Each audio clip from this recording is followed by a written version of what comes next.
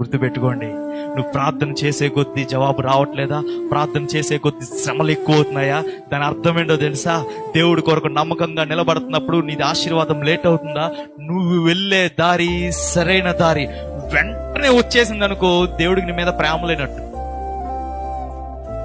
వెంటనే ఇచ్చేసాడు అనుకో, సర్లే ఇచ్చేస్తే వెళ్ళిపోతాడులే అని ఇచ్చేసినట్టు.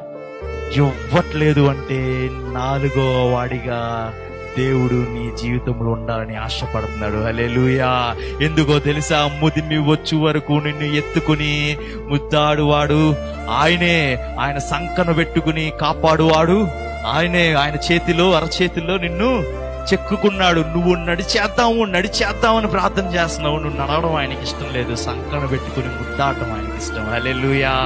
అలా ఉద్దాడాలి అంటే, ఆ చంకన పెట్టుకుని ఆయన నడిపించాలి, ఆయన ఎత్తుకుని ఆయన నడవాలంటే నువ్వు నడవడం మానేయాలి. అంటే నీ స్వప్రార్థన మీద, అంటే నీ భక్తి మీద, నీ ప్రార్థన మీద నువ్వు ఆధారపడి చేసి చి అని అనుకోవడం మానేయాలి.